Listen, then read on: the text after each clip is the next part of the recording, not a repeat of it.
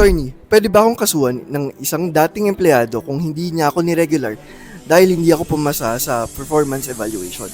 Hi TikTok, this is Attorney Juno Alon of Respicio and Company Law Firm. Sagutin natin ang tanong na ito.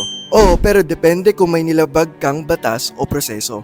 Ayon sa EO 292, Section 33, dapat may malinaw at aprobadong performance evaluation system ang kumpanya at ang empleyado ay dapat regular na naabisuhan tungkol sa kanyang performance. Sa kaso ng Oceanic Vic Division versus Romero noong 1984, sinabi ng Korte Suprema na ang isang probationary employee ay maaaring hindi ma-regular kung hindi siya pumasa sa performance standards. Basta't ito'y malinaw na ipinaliwanag nung natanggap siya. Ibig sabihin kung may malinaw kang performance standards na ipaalam mo sa empleyado nung siya'y natanggap at patas ang naging evaluation process, legal ang hindi niya pagiging regular. Pero para maiwasan ang demanda, siguraduhin na documented at transparent ang iyong evaluation process.